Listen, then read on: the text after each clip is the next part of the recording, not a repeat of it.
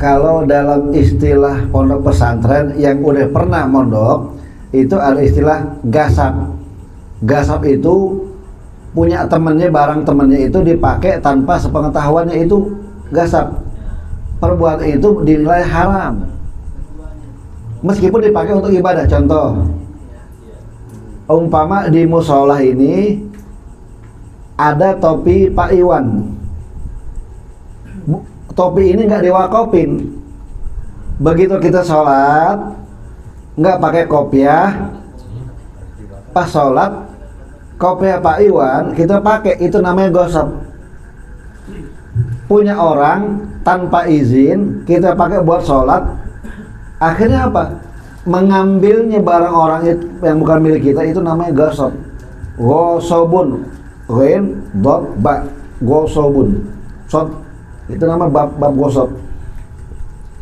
Ngegasap itu barang yang bukan milik kita, itu kita pakai tanpa kita minta izin, itu dosa, hukumnya dosa, Pak. Sendal, ya. Wah, biarpun dari sini, dari musola ke Setu Jati Jajar, Setu ke depan sini selangkah doang. Wah, nah siapa nih? Apa kayak? Buat ngapain? Cuci tangan, itu gosok namanya. Itu dosa. Dan ini dianggap remeh hal-hal seperti itu.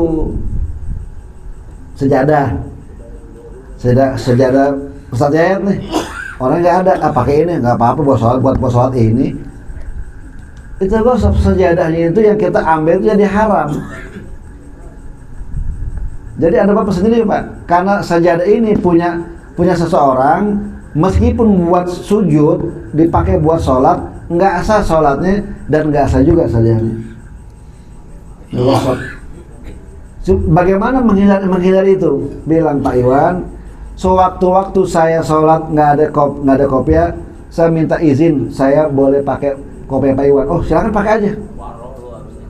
Iya kan? Tapi sekarang begini, kita jangankan barang-barang yang penting, barang-barang yang dianggap remeh pun juga jadi masalah buat doa kita, nggak dijabah sama Allah. Salah satu adalah gosip. Sering meremehkan, memudahkan barang orang karena dianggap teman baik. Ah, nggak apa-apa, nggak marah, ini lah cuma sendal doang, saya pinjam dari sini ke gerbang saya, itu masa marah. Tapi makainya itu nggak izin, jadi apa? Jadi masalah. Apa masalahnya? Dosa, Pak. Gitu. Walaupun dibayar lagi. Itu yang sering di masjid-masjid itu kalau kita pakai sepatu, tunjuk sandal yang ada. Ada obeng di rumah Pak Ustaz Yaya tergeletak, ya. Umpama obeng nih, kita jangan pengen beli obeng lah, itu ada obeng tuh. Wah, Ustaz Yaya tuh nggak ada, pinjam ntar saya pulangin. Begitu dia ngambil obeng itu yang punya Ustaz Yaya diambil, itu jadi dosa kita. Karena perkara itu yang kita pakai itu barang orang tanpa seizinnya. Kalau bahasa konteks Arabnya, Allah ya'khudha biiznihi wa indak. Barang orang kita pakai tanpa izinnya, itu namanya gasap. Indikasinya dosa. Isinya belakangan. Hah? Tetap dosa. Orang udah dipakai. Paling ini, kalau misalnya udah dipakai, minta maaf, minta izin. Gue maafin, tapi jangan besok lagi, jangan.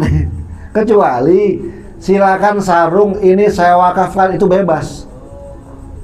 Sarung, kopiah di musola saya wakafin, silakan, siapa yang mau pakai silakan. Tapi ada satu barang yang kita nggak tahu ikrarnya, itu nggak diwakafin, itu dosa kita pakai.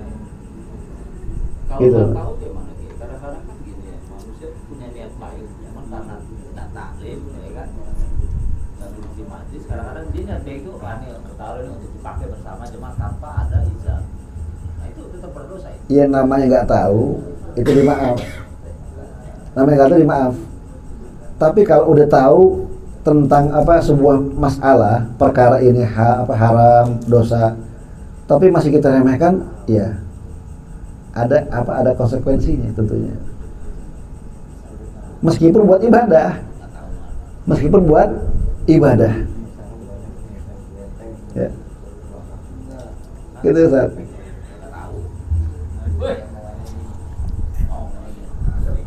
Gitu Pak Taryono. Jadi demikian jawabannya, bahwa kita ngambil barang orang tanpa seizin itu namanya gasap. Konsekuensinya adalah dosa. Dosa itu pasti udah mendapat nilai yang minus. Dan ini sering sekali orang meremehkan tentang perkara-perkara tersebut. Lebih baik untuk menghindari perkara seperti itu, maka sebaiknya kita minta izin. Pak Iwan, saya pinjam sendalnya ya. Pak Iwan, pinjam ini, semua enak. Tapi kalau kita udah mulai berpikir sepihak, Pak Iwan nggak bakal marah. Memang nggak marah, tetapi perbuatan itu penyebab kita jadi berdosa karena apa? Punya orang dipakai tanpa izin, gitu ya. Wallahu a'lam bishawab. Paham ya Pak sini? Insya Allah. Baik.